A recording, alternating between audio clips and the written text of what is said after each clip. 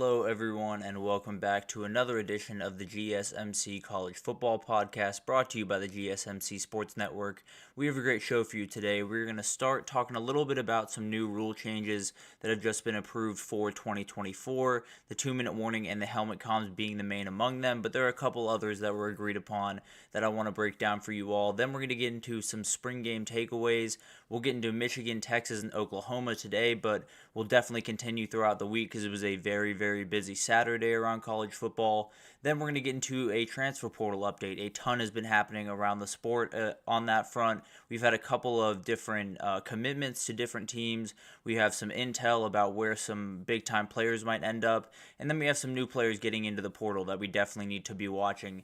And then we will finish it off with a Good Vibes Monday. And today we're going to talk about some transfer portal success stories. Obviously, there has been a lot of negative energy around the portal, some coming from myself, but I think it's always important to highlight the good in that system as well. So I want to do that today and just remind that not everything is bad in terms of the transfer portal. But before we jump in, I do want to remind you all we get tons of questions and comments throughout the show. And the best way for you all to get your questions on the screen, we can have a fun back and forth here. You can ask a question that you've been wondering about, is to use the tip and donation link at the bottom of the screen, gsmcpodcast.net. It's a huge help not only to us here at the network, but to you all. You get to have a fun interactive experience here, maybe bring up something that I had forgotten to bring up or ask a question that you're wondering about. So definitely use that if you want to leave any questions. Again, that's gsmcpodcast.net. But let's jump right in. We have tons of stuff changing around college football, and obviously a lot of the energy has been put towards conference realignment and all of the stuff going on with Florida State and the ACC. A ton of different stuff is going on around the sport in terms of change, but these next two are a little bit easier to wrap your head around, and we actually know what they look like in practice because the NFL does them. So the 2-minute warning and helmet comms have officially been approved for 2024. It's going to mirror the way that the NFL works. So for the helmet communications, it's going to be one player on either side of the ball for each team will have what they call the green dot. So they'll have a green dot on the back of their helmet, which will indicate they are the person with the headset in their ear. They will be tied to a coach on the sideline. Usually the play caller, almost 99% of the time, will be the play caller, and they'll be able to talk to them up until, I think, 15 seconds left on the play clock is when it cuts off, or when the snap is. Whichever one of those happens first is kind of just the way they go about things. So it's one of the interesting things where this was passed and you're more than welcome to use it, and there will be plenty of teams. I would argue probably the majority of the teams will utilize this, but it seems like you don't have to. So you can definitely make a decision if you don't want to use it. Even if one team in the game has decided not to use it, the other team can. So it'll be interesting to kind of see which teams fall into which categories, if there's any patterns that kind of form in this, because one of the things that we've talked about on this show, talking about this, and one of the things that has become more and more prevalent as I've kind of gotten into this more and more is this is really going to benefit offensive coaches, right? There's this ability to be in your quarterback's ear to show him how the coverage is changing, or that safety is coming down in the box. Make sure that you are watching the seam because that might be open, type of thing. So there's this ability to kind of play sort of like video games. It's something that they trial ran this during the bowl games last year, and it's something that some coaches said. I think Mike Locksley was the main one that had said a number of times in the post-game and subsequent interviews where it felt like he was playing a video game, and mostly because during the bowl game, it didn't cut off until the snap. So you had all the time in the world to talk to your quarterback to see how the coverage changed throughout the, even last 15 seconds of the play clock. And it's a very interesting thing because it makes so much difficulty, obviously, for the defense, because when you can kind of when you have someone like Mike Locksley, who has such an impressive record of running incredible offenses, and now he has even more control over what happens in a play. It's never ideal, right? So I think the offensive coaches will definitely benefit from this the most. I think it definitely does help the defense. I think it'll help different defenses to different degrees, obviously. But I would say the vast majority of the help is going to the offensive side of the ball. I think having someone in the ear of the quarterback up until the snap is an absolute luxury. Well, not up until the snap, until 15 minutes left on the play clock or the snap, which is actually something I want to get into because I do think this will increase the pace of play for the teams that already go fast. The Texas, Ole Miss, these really high-powered offenses. You look at it and you say, I think there's some change of pace within there. If you watch the Texas games, there's a lot of differing of the way that they're going about business, whether it's in between the plays or with the plays in general, running quick pass plays or making more long drawn out run plays or even long drawn out pass plays. So I think there's this ability now to not only get the play in as quickly as possible, have the quarterback disseminate that information as quickly as possible, and then get aligned. And you can do all that while the defensive coordinator is screaming in the ear of the linebacker trying to get everyone aligned, because I'd argue that's a lot tougher on the defensive side of the ball than the offensive, because you're kind of playing a reaction game in some of the coverages that you set up. You see a number of times where a defense will have a certain set, and then the offense will come out of their huddle, set up the wide receivers, and corners will move all over the place. So I think this does give a benefit to the offense in terms of just being able to look at the game very objectively and have maybe more of a control over it than maybe the defense will under this new rule. But I still do think the defense will benefit from this. And I think one of the things that we've talked about a couple of times as we've kind of gotten into the helmet comms in particular has been this idea that it creates kind of a chess game within the football game, right? We've seen this before, throughout college football, but there's this tendency for really, really good play callers and really, really good coaches to kind of play each other instead of trying to play the players on the field or do anything like that. So it's very much a chess game between those two. I think that only increases with this. I think you have so much ability to control what's going on the field that you're almost going to see, these guys go mano a mano on who can make the right adjustments, who can call the right plays at the right times, who can push the right buttons.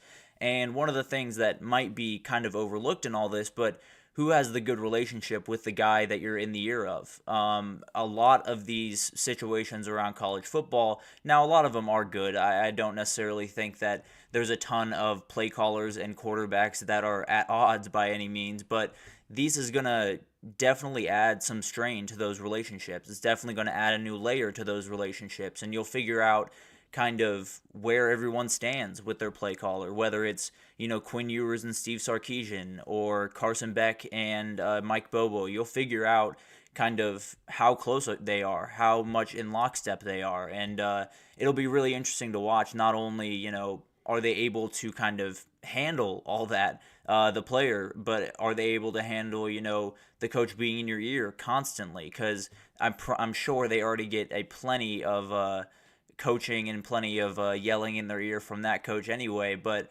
it'll be really interesting to see if this tests any of those relationships and if we see any cracks start to form. But at the end of the day, I do think for the vast majority of college football, there is a good relationship between the quarterback and the play caller, or the star linebacker and the defensive play caller. So usually you wouldn't find much of a problem, but it could just be that the really elite relationships, the ones that are in more of a lockstep and have been around a little bit longer, might benefit even more from this. And another layer to this that I think kind of goes hand in hand with the offense kind of benefiting the most from this was brought up by JD Pickle over at On 3 Sports, and he said coaches that were quarterbacks in high school or in college, or in the NFL will benefit from this the most. And I think that totally makes sense, right? You have the ability to not only be in the ear of one of your players, but one of the players that you know exactly what's going through their head as they kind of go through these defensive checklists that they need to, and you have seen the field from their point of view, right? So there's this ability to kind of get in the mind of your quarterback that might not be there for some other teams. So when you talk about those type of players, you have Steve Sarkisian, obviously played at BYU in his days. Josh Heupel was the quarterback at Oklahoma, was remarkable there.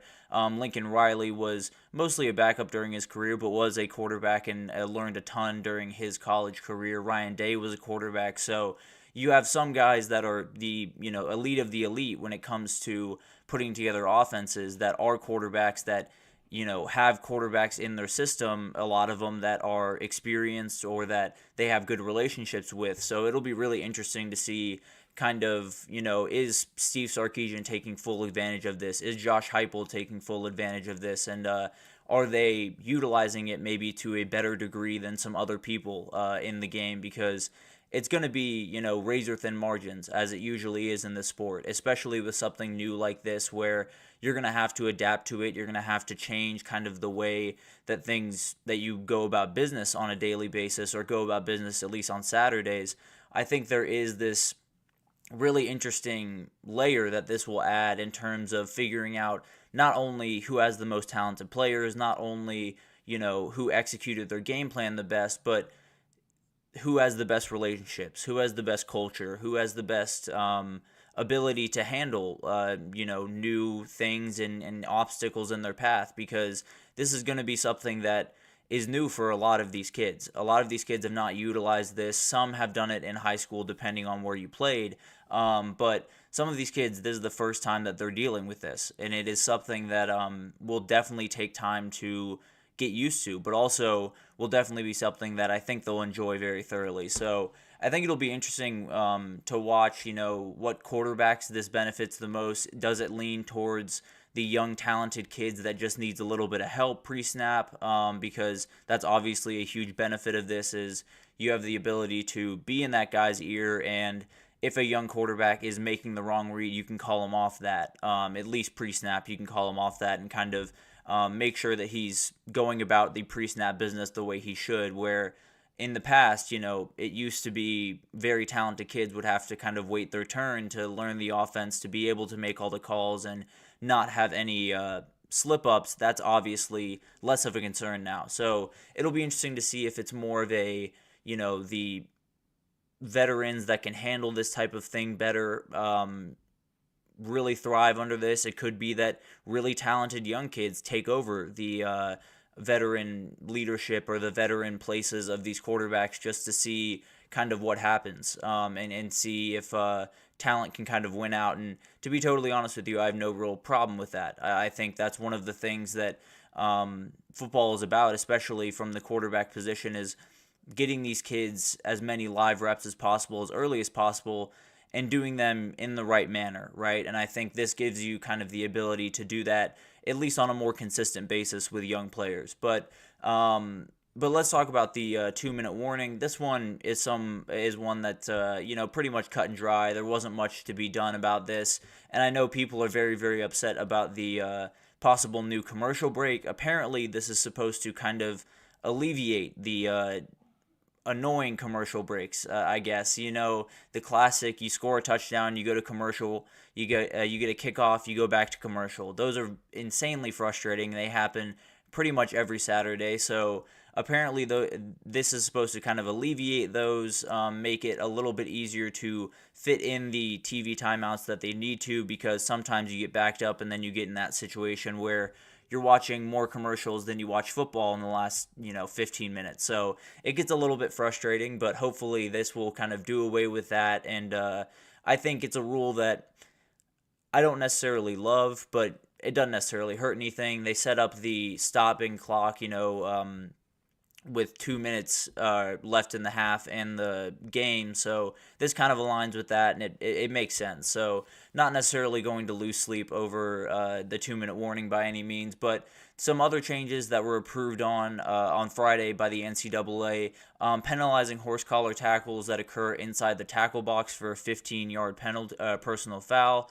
So this is something that To be totally honest, I didn't know what it wasn't in place in the first place, but it probably should be. It's something that, if you have a couple of these in a game, you will get, thrown out of the game. So definitely will change the way that pass rushers go about business. You don't want to just be grabbing at quarterbacks willy nilly, because if you catch them on a horse collar, you could get 15 yards and be in danger of possibly missing the rest of the game later on. So definitely an interesting one there. Another one is allowing conferences the option to use collaborative video replay review. So I think that's mainly just using their views along with ESPN so they can get as many views and as many pieces to it as possible, which I think is a no-brainer, right? You never want any review system to kind of mess up the way that things go about on Saturdays, so I think that makes total sense. And then finally, head coaches can now conduct interviews with broadcast partners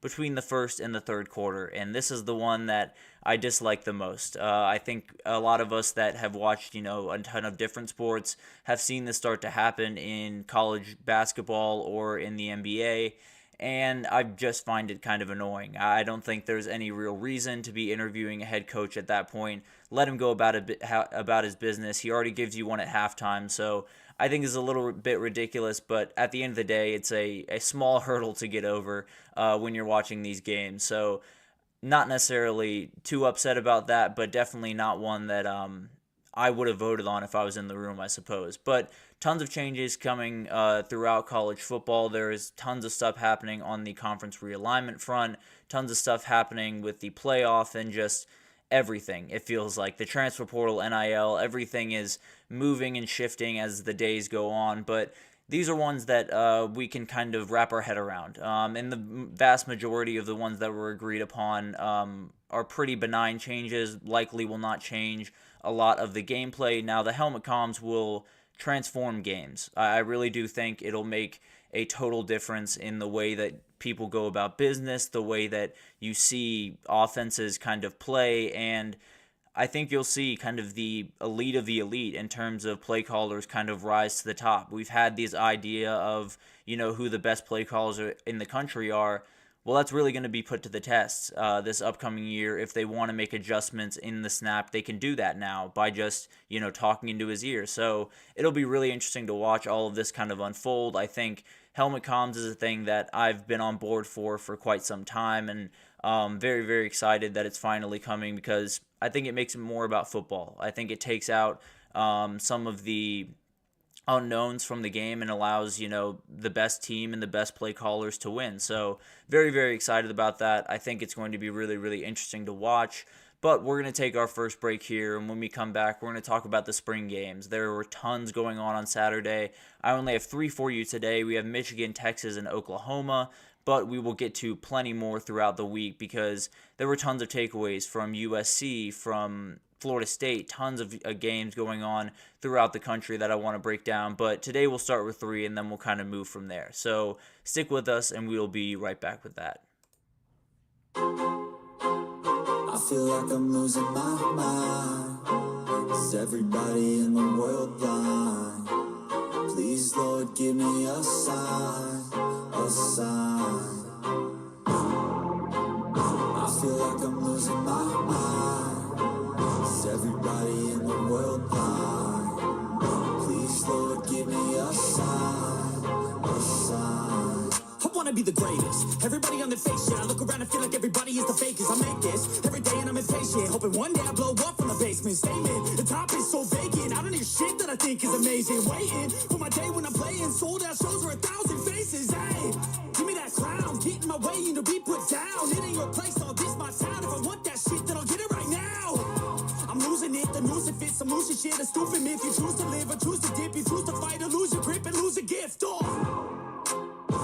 feel like I'm losing my mind. Is everybody in the world blind? Please, Lord, give me a sign, a sign. I feel like I'm losing my mind. Is everybody in the world blind? Alrighty, welcome back everyone. We just talked about the helmet comms and 2-minute warning being approved for 2024. Tons coming on that front. It'll be very interesting, especially to see the helmet comms in action and see which teams kind of benefit the most from that.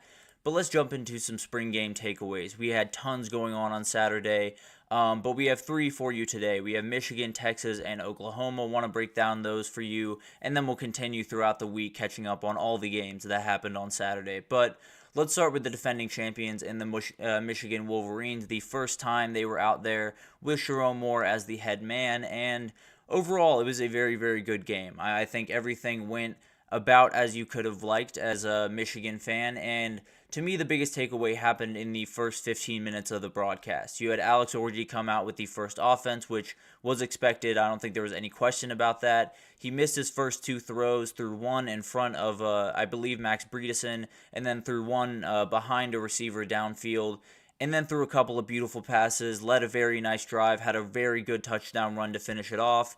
And then it looked like he was done for the day. To be totally honest, I thought he was done for the day. But then he came back in the second half for 2 drives that kind of stalled. But to me, as I look at it right now, I think they have their guy as of this second. I think if they were to play a game tomorrow, he would absolutely be the quarterback, and Sharon Moore wouldn't think second about it. But I think there is still a reason to definitely be looking over his shoulder. There is plenty of time until next season, and one guy in particular is really pushing him very hard, and he showed that on Saturday. Alex Warren was very, very impressive. He's someone that I definitely have not been talking about enough on this broadcast or on this program, but definitely will going forward, because this is the guy that could actually be pushing for that starting spot. He had a couple of remarkable plays, probably had the play of the day on a beautiful deep ball to Kendrick Bell, the younger brother of Ronnie Bell, the very good wide receiver out of Michigan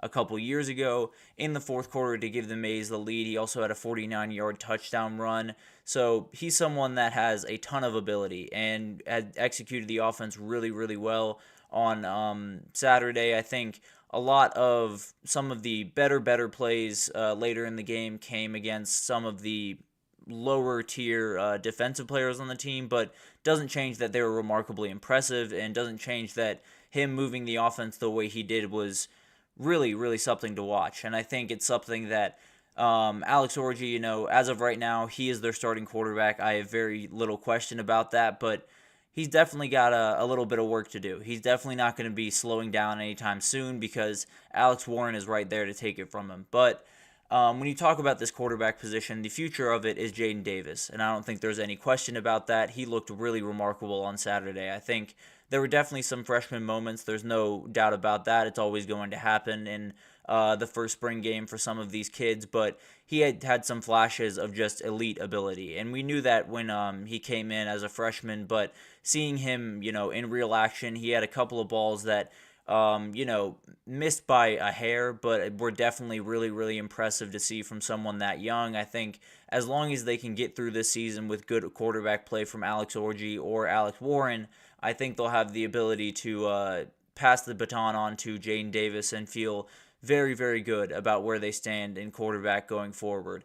But for the running backs, it's same old for Michigan, to be totally honest. Donovan Edwards looks like what he is, one of the best running backs in the entire college football. I think him with Khalil Mullings right next to him is about as good as you could possibly ask for, especially with someone like Blake Corum walking out of the program. So was very impressed with them. I think both those guys are really, really good. The O-line looks solid. Losing all 5 starters from a year ago is always a very, very questionable thing, but Michigan doesn't have bad offensive lines very often, so I expect them to be just fine at that position. Obviously, you want to be fully dominant with some of the defensive fronts you'll be facing, but I think they'll get better and better, and definitely got off to a good start on Saturday. As for wide receiver, Tyler Morris is a guy that is definitely going to be the top wide receiver. Now, he didn't necessarily have the biggest day, partly because he was on a pitch count, because you need him to stay healthy for spring or for fall. You do not want him getting any injury that puts his season at jeopardy. So he had a couple of drives here and there throughout the game, but when he was on the field, they were targeting him pretty much every single time. They were looking his direction because he is definitely the alpha in that room. He is the wide receiver 1, and they absolutely need him to show out. He's someone that taking over for a guy like Roman Wilson and someone like Cornelius Johnson, huge shoes to fill, obviously, but he is definitely capable of doing that, and he's definitely taken that step forward to be kind of asserting himself, at least, as the wide receiver one in that room.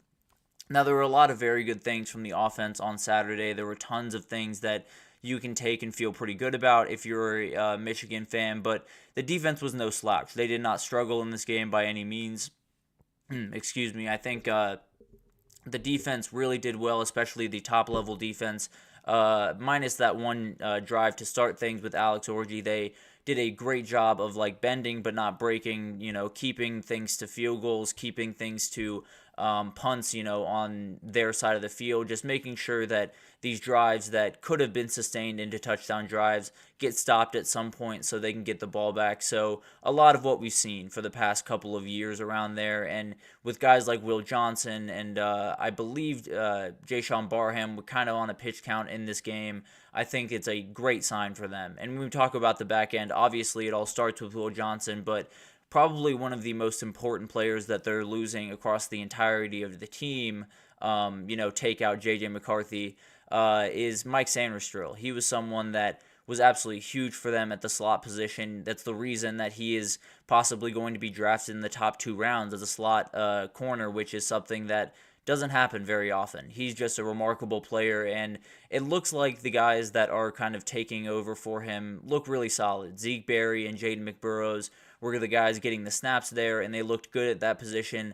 It's been a strength there since Dax Hill was on campus, and he was remarkable at that position. So they got to keep that going because it's a huge part of that defense. It's a huge part of getting everyone aligned and making sure that everything is set. When you look around the country, you see a lot of the really elite players play that kind of nickel position because it's such a hybrid position, makes you play so many different ways that you need a guy that can be versatile and be different and probably be the best athlete in the room. So definitely good sign there. Definitely something that back end needs with a ton of guys heading out the door, but I think they should be more than fine, to be totally honest, on that back end.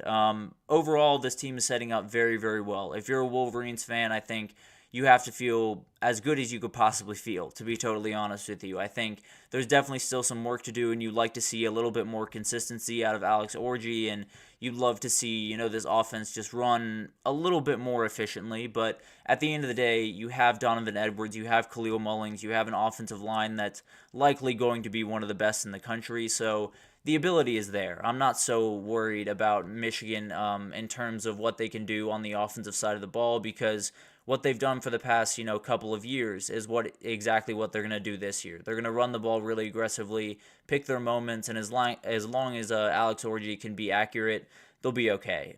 So this team is going to be good. The defense is going to be great. The margins are just going to be very thin. So things like quarterback play will be the absolute decider, and I feel relatively okay about that position. I think Alex Orji is a good player, but there is that theory, there's too many cooks in the kitchen, there's too many quarterbacks in the room where you can't quite figure out which one you want out there on Saturday. So hopefully that Alex Orji can hit the ground running in his first game and not create some confusion in that room, because we've seen a number of times where teams have gotten into the putting in one quarterback, then pulling him, then putting in the other one, and then going back and forth, and it creates a lot of problems, not only in the games, but in the locker room. It creates some tension that doesn't need to be there. So that's definitely some things that I'm watching for them. But let's move on to Texas, and let's talk about what went on in Austin, Texas. And I think one of the big things that I pulled away from this game was, going into this game, I did not necessarily view it as a Arch Manning versus Trey Owens duel, but that's exactly what we got. Those two guys were just incredible. Ewers played 2 drives to start the game. One ended in a pick six from Alfred Collins when Ethan Burks just absolutely blew up the edge and tipped the ball up into the air. And then he had a couple of good balls on the second drive before it stalled and ended up punting. But don't really need to have the third-year starter on the field too much. No reason to put him in any harm's way, and you know exactly who he is at this point if you're Steve Sarkisian. So I don't think you're worried about Quinn Ewers in the slightest. But then the show started.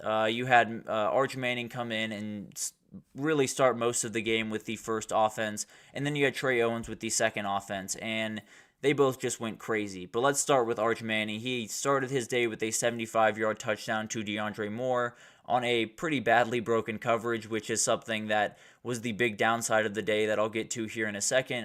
He had another 75-yard touchdown to Isaiah Bond later in the day. This dude was just dialed in all day. He made a number of really good plays. Obviously, a couple of the touchdown passes were a little bit more open than they will be on Saturdays, but did a ton of really, really good things. There were third downs that he extended with his legs and made something happen.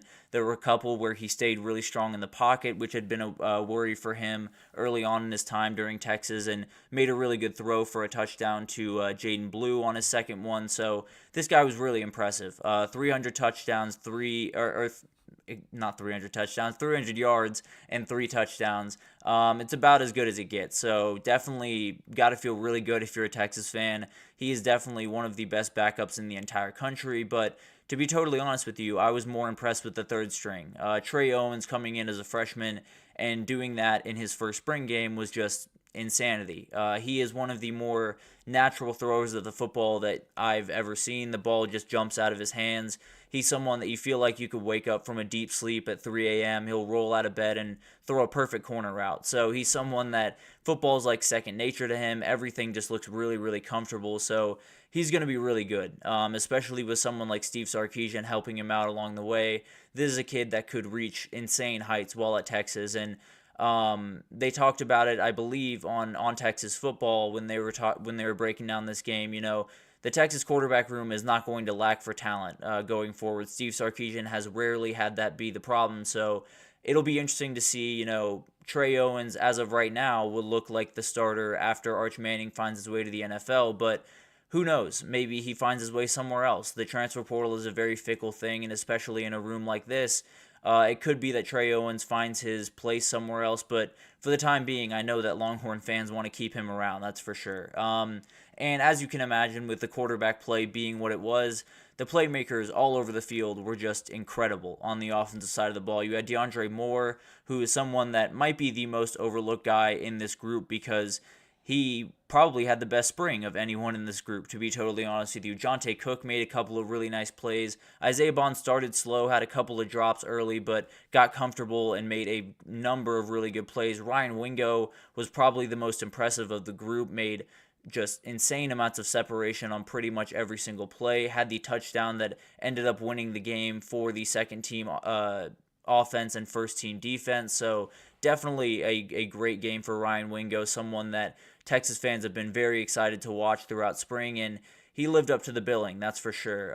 Both running backs, Jaden Blue and CJ Baxter, had really good days. So the offense is what we expected the offense to be at Texas. It is going to be lethal, it is going to be fast, and the offensive line is going to be really solid. So the offense is pretty much clicking on all cylinders. I would not worry at all if you were a Texas fan because, man, there are so many guys to go to, and with Quinn Ewers at the helm, you got to feel pretty good about the ball getting there when it needs to and being on target. So it'll be really interesting to see what happens with that. But the defense, it was kind of an up and down day. Now, there were a lot of good things, but the back end was the down, pretty much, to be totally honest with you. There were too many blown coverages, poorly executed man coverage, cover ones that the safeties just took wrong angles on. There was one that was, I believe Michael Taff had one on the Jaden Blue touchdown.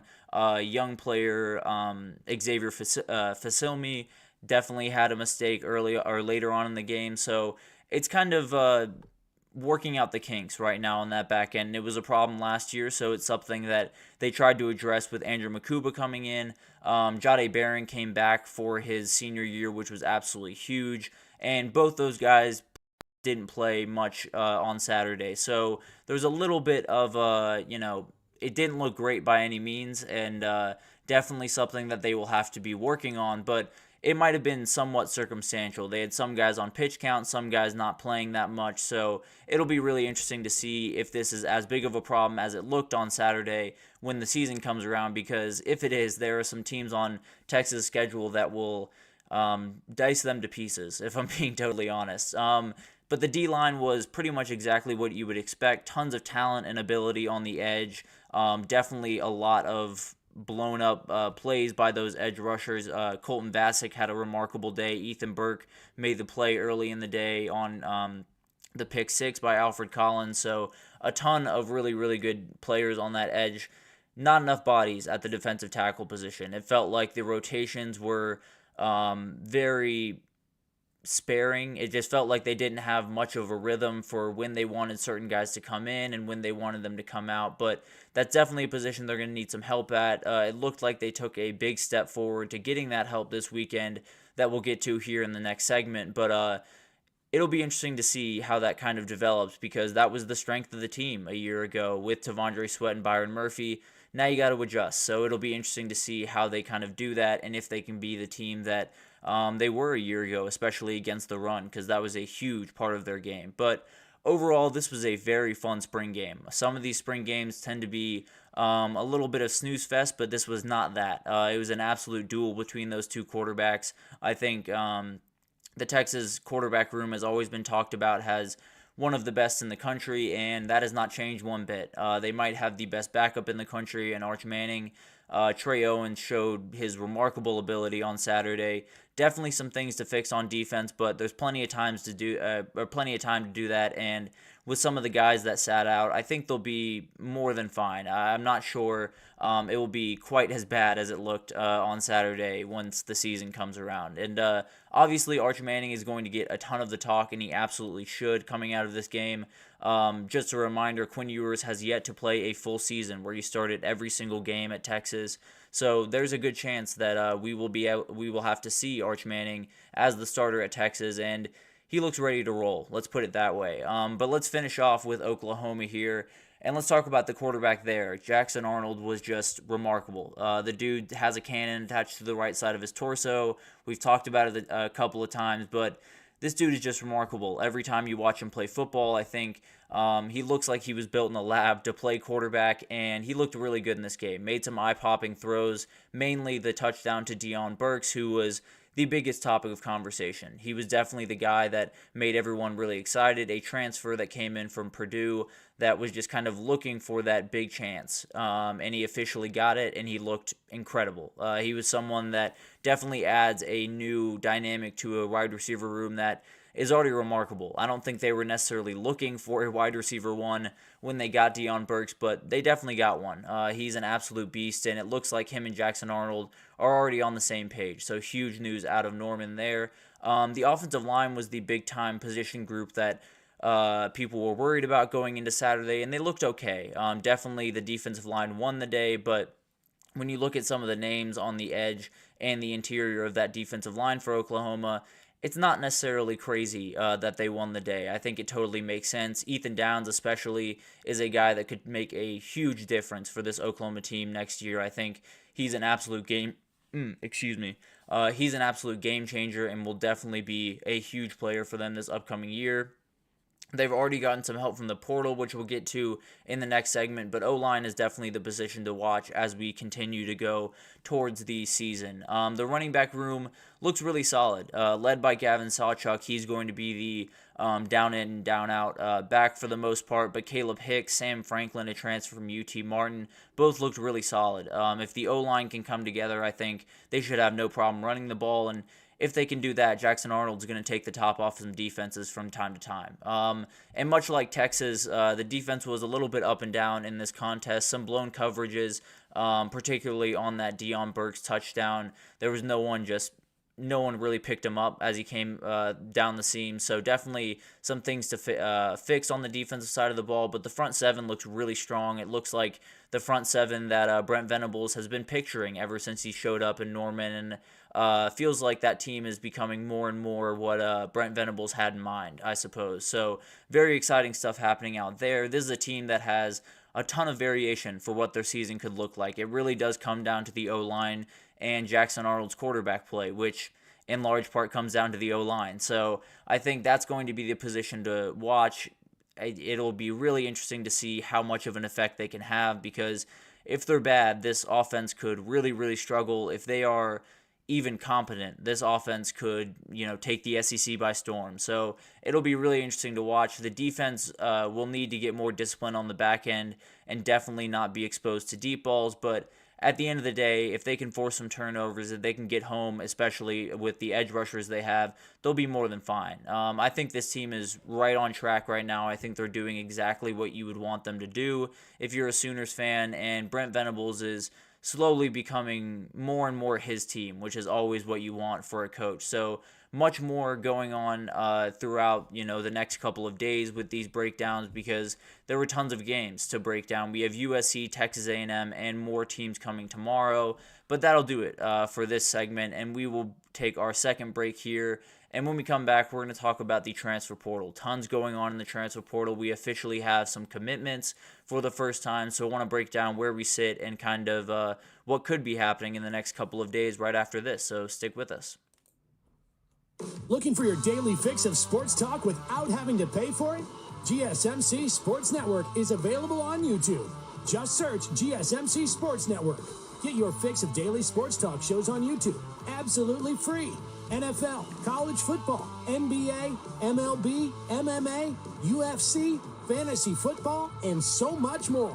GSMC Sports Network has shows running all day long, with new sports shows starting every 2 hours. Just like on your favorite cable sports channel, except GSMC Sports Network is absolutely free. Just search GSMC Sports Network on YouTube to catch one of your new favorite shows, like the GSMC College Football Podcast, Chip Shot Football Podcast, Hoops and Heels Women's Sports Podcast, GSMC Basketball Podcast, and so many more. Check it out for yourself. GSMC Sports Network, now available on YouTube absolutely free. Search GSMC Sports Network on YouTube right now.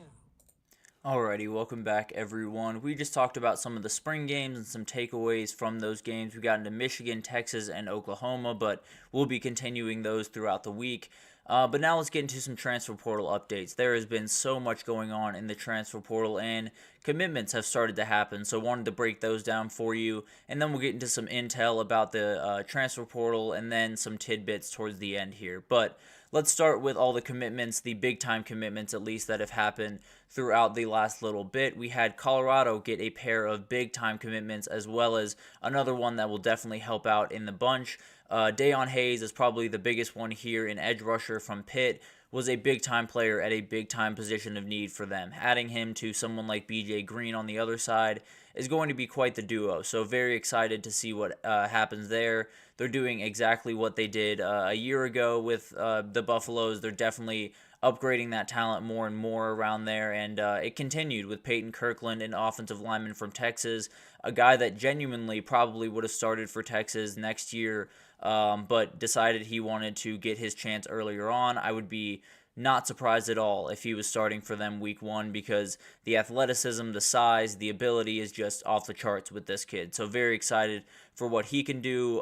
They also got Ryan Buell, a guy from a D lineman from Ohio, a guy that definitely adds some depth to that position and absolutely helps with some run stopping, which is something they really struggled with a year ago. Definitely need bigger bodies in there, and they'll take pretty much anyone that can produce at that level right now. So definitely some good additions there. They also hosted Dallin Hayden, the running back from Ohio State, Elijah Herring, the linebacker from Tennessee. So definitely a lot of things going on in Colorado, like they always are.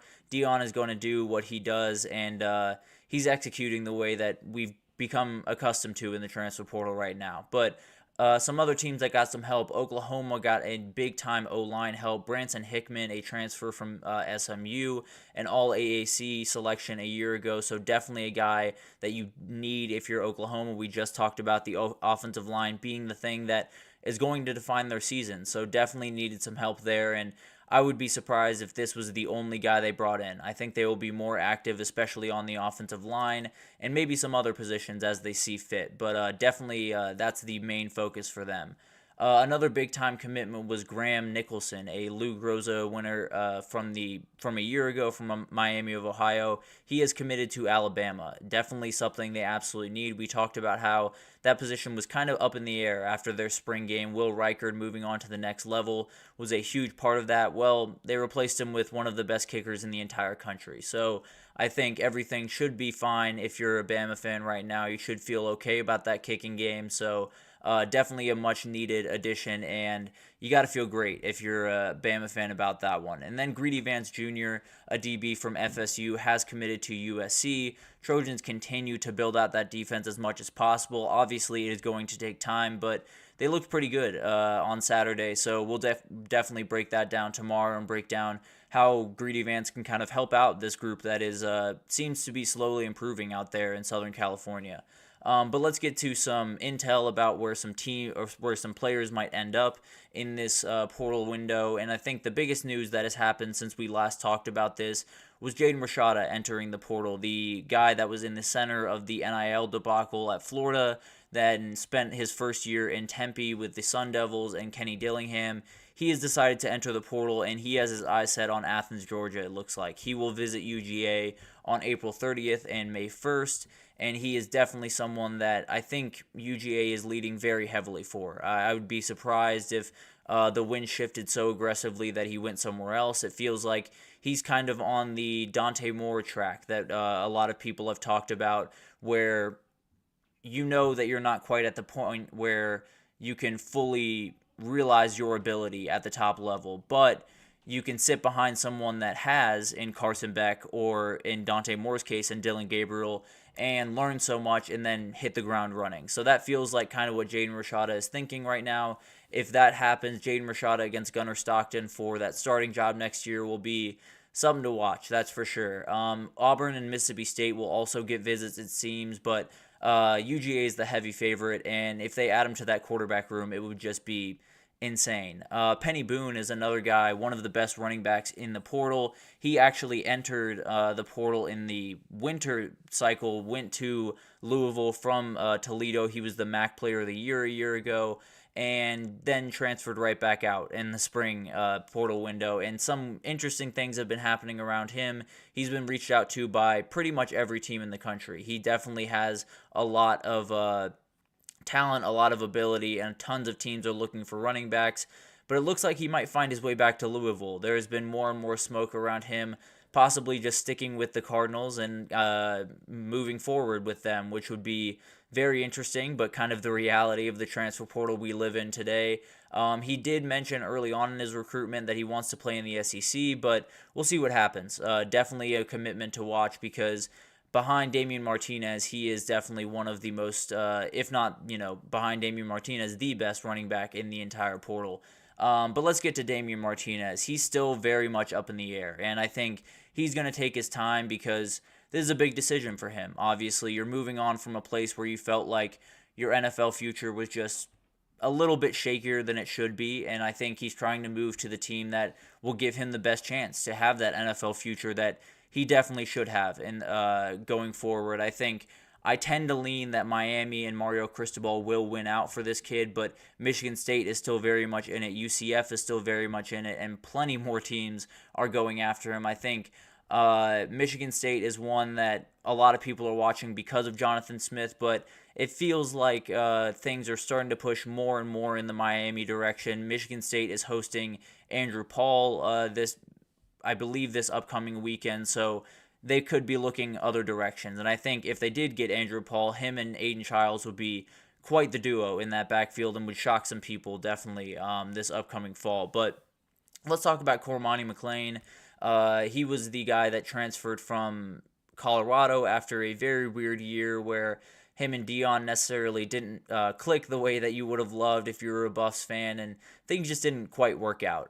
But he has made some headlines recently by going on Instagram Live and seemingly taking a shot at Colorado. It's kind of, tough to really know what he was trying to say, but he said he really wants to play for a quote-unquote real program, and he wants to not play for clicks. So obviously, Dion in Colorado has gotten quite that rap, being the team that is just out here trying to get as many impressions on Twitter as possible, and maybe Cormani McClain feels the same way. So it'll be interesting to see where he ends up. It feels like USC and USF are the teams that are kind of standing out right now, but he dropped a top 11 list. I think probably 6 of those teams are not interested, to be totally honest with you. But at the end of the day, I think this is a very talented kid, and if he pops up at USC or USF, I think he could have a ton of success, and hopefully he'll be able to thrive in a new environment, because obviously it just wasn't the right fit at Colorado.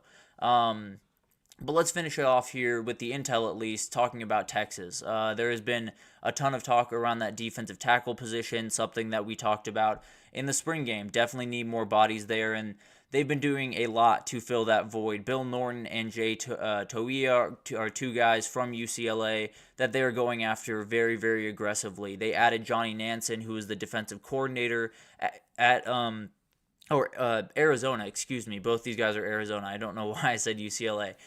They got Johnny Nansen, who was the Arizona defensive coordinator a year ago, so definitely a huge plus for them to snag those guys up, and if they can do that, I think they'll feel much better about where that position is right now. I think they have the top-level talent with Alfred Collins and Vernon Broughton, but definitely need some more guys to stand up very, very quickly. But some other transfer news just to add in here, we had Adam Kiasi, a Clemson freshman who just enrolled. He has decided to transfer, and he wasted no time. He is committed to PJ Fleck and the Golden Gophers. The kid is 6'8", but only 235, so definitely has the length. If he can fill out, he could be an absolute game wrecker. Someone like Ethan Burke at Texas, who's 6'7", has kind of become that player where when he came onto campus, he was very lean, but has slowly filled out and become a very, very good player for them. So definitely a huge pickup for Minnesota there.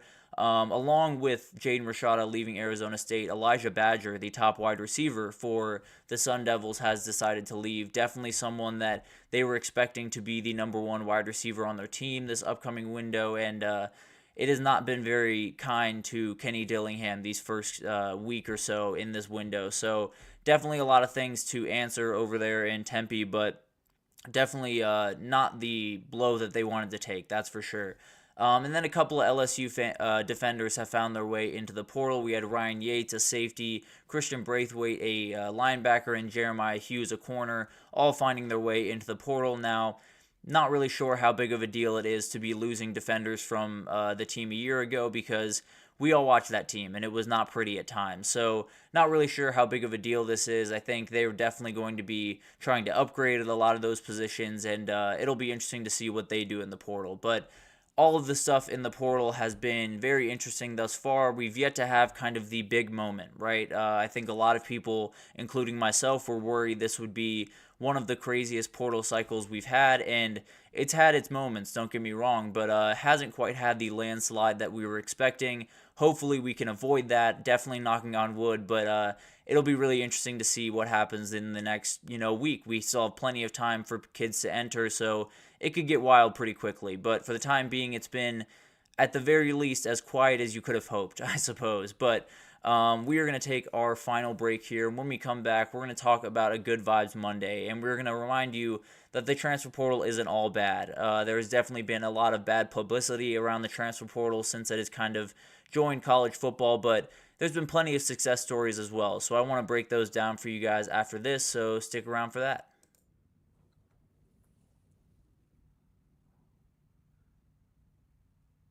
For the best and latest podcasts available anywhere, go to the podcast app on your cell phone and type in GSMC to access free content-rich podcasts on health and wellness, book reviews, sports, entertainment, relationships, social media, movies, technology, finance, and even weird news. Subscribe and download the GSMC Podcast Network's family of shows, available everywhere podcasts are found.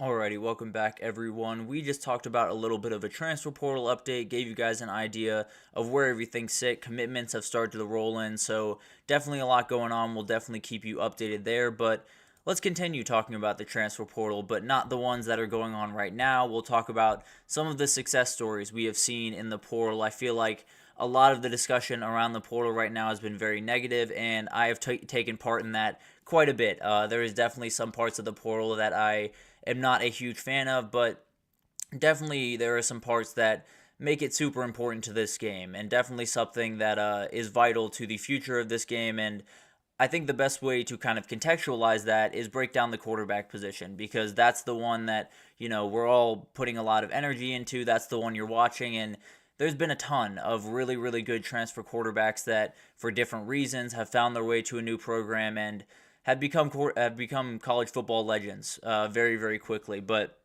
let's start with who personally, in my opinion, is the best quarterback I've ever seen play in college football, Cam Newton. He was someone that started his career at Florida before finding his way to Auburn. And his decision obviously was not totally his to leave Florida. Definitely made some mistakes over there in Gainesville. But he went on to have a fantastic career at Auburn and did remarkable things, had one of the best individual seasons that anyone has ever seen, went on to win the Heisman, won a national championship, went on to have the remarkable career he did in the NFL. So I think, obviously, definitely not the circumstances you want him transferring under, but he was able to make the most of his second chance, and I think that's one of the beautiful things about the transfer portal is you give these kids who maybe made some decisions they wish they could take back, the ability to, get that second chance and find a new place to play and hopefully thrive, and Cam Newton did that to an absolute T. And the other guy that did that maybe even better than Cam Newton did was Joe Burrow. He spent the vast majority of his career in the scarlet and gray up at Ohio State, actually graduated from there, was in the middle of a very heated battle with Dwayne Haskins, someone that was just remarkable for Ohio State, has unfortunately passed on now, but they were battling for that starting job, and it was very, very close before he broke his foot. So Joe Burrow was in a position where there wasn't a lot of options, right? He probably was not going to be the starter at Ohio State anymore. He was probably rarely going to get that shot just because of the remarkable players that were rolling in and out of that program during that time. So he found his way to LSU. Ed Orgeron took a chance on him, and his life changed forever. He led probably the best offense that we have ever seen in college football in 2019, LSU. He did just remarkable things, and now is in the NFL, one of the best quarterbacks in the NFL. So just a remarkable story, another example of, whether it's you made a poor decision and you had to leave the school that you were at, but you were able to land on your feet like Cam Newton, or you had some injuries that got in your way and you had to find a new place to play like Joe Burrow. Both those things are great ways to utilize the portal. Hopefully, the kids that do it that way can find a good place to play and land on their feet. So both really great examples, but it doesn't stop there by any means. You have Baker Mayfield, one of the best stories in college football history, in my opinion. Started at Texas Tech before transferring and walking on to the Sooners. Definitely something that is a daunting feat for sure. You're going in conference, but having to walk on, having to just lay it out on the table and, do the work that's necessary to become the quarterback that he was capable of being. And he went on to become one of the most accomplished quarterbacks in college football history. Recorded over 1,200 passing yards, almost 900 rushing yards, 137 touchdowns in 3 seasons. So went absolutely insane. Won the 2017 Heisman Trophy. Obviously, he never got the ultimate goal of a national championship, which is obviously really tough. But if you look back at those games, I think you'll find it wasn't quite Baker Mayfield's fault in the majority of those games. So definitely one of the most, at least statistically, one of the most accomplished players in college football history. One of the most impressive stories in the sport, and definitely a guy that utilized the portal in the perfect way and found his way to Lincoln Riley, which we'll actually get into here in a second. But the only story that actually, I think, trumps Baker Mayfield is Stetson Bennett.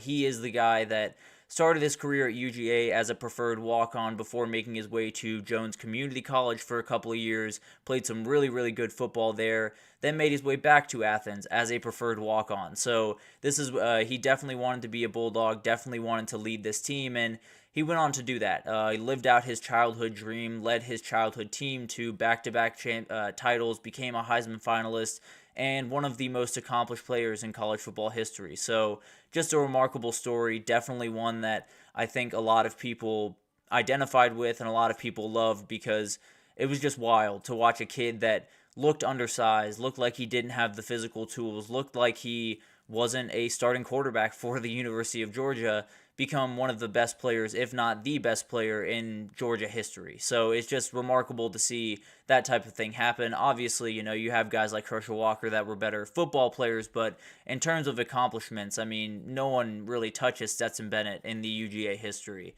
And then you got guys like Kyler Murray. You have guys like Jalen Hurts, Caleb Williams, all using it in different ways, but finding the same guy in Lincoln Riley. So maybe that's the secret sauce that everyone needs to find, especially if you're a quarterback.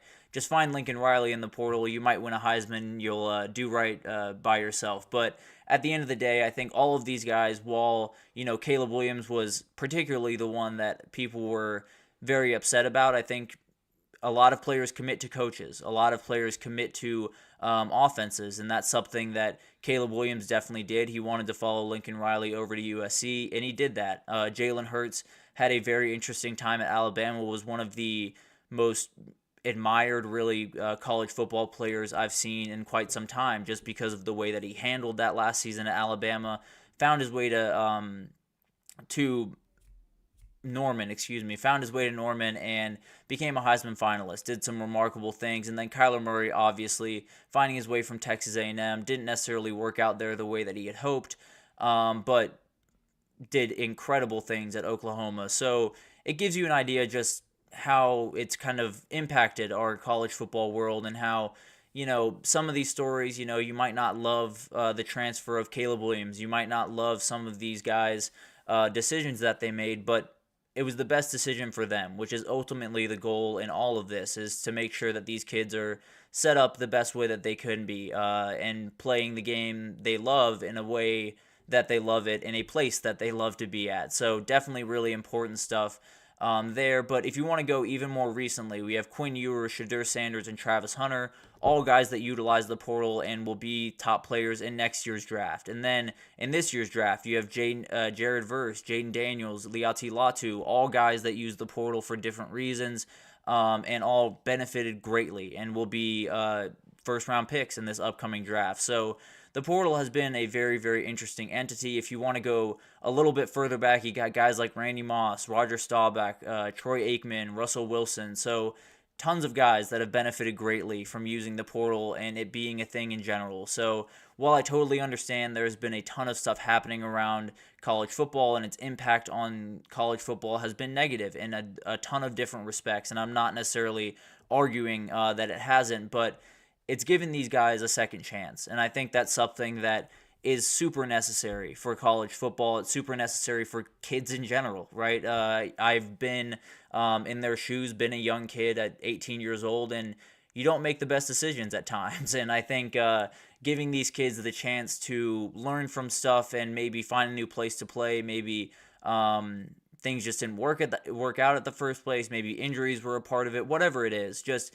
having the ability to get back into football, get back into a new rhythm and a new place, and reach your highest potential is always what we should want for these college kids. So while there's definitely some decisions that you don't necessarily love during this time, it's a super important part of the sport, and something that if we did away with, I think you'd be doing a huge disservice to the kids that are currently in college and kind of making their way into college football. But as we get into this portal, I think that's something we should all be looking for. The stories that are the good stories, not necessarily highlighting the guys that might have left for the NIL deal or might have left for the wrong reasons. We start highlighting the guys that are leaving for the right reasons, whatever those are. I highlighted Darian Brown the last time we talked, someone that has gone through a slew of medical troubles throughout his time at Texas, finally got back to a healthy place and can play football again, is in the transfer portal,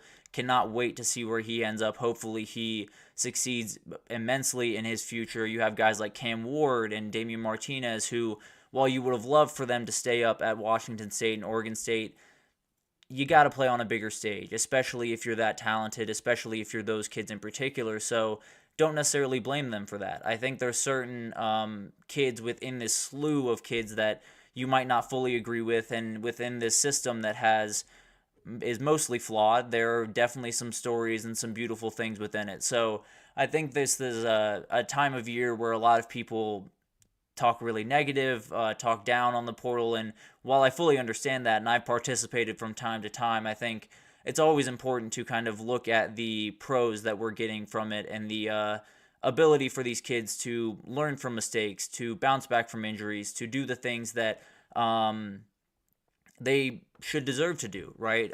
So there's tons of stuff going on with the portal. There's going to be tons going on for the next week that I'll be talking about. I'm sure I will not be too nice about the portal in future shows, but for the time being, I just wanted to highlight some of the guys that have really benefited from it and why I think it is a super important part to college football going forward and college sports going forward in general. So that'll be really interesting to watch, but that will do it for this edition of the GSMC College Football Podcast presented by the GSMC Sports Network. Your support means a lot to us, so please remember to subscribe to the show and leave a positive review. It does make a huge difference.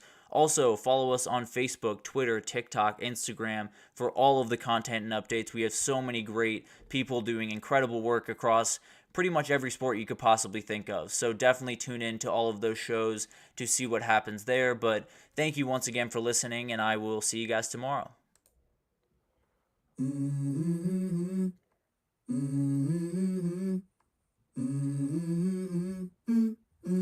Let's go.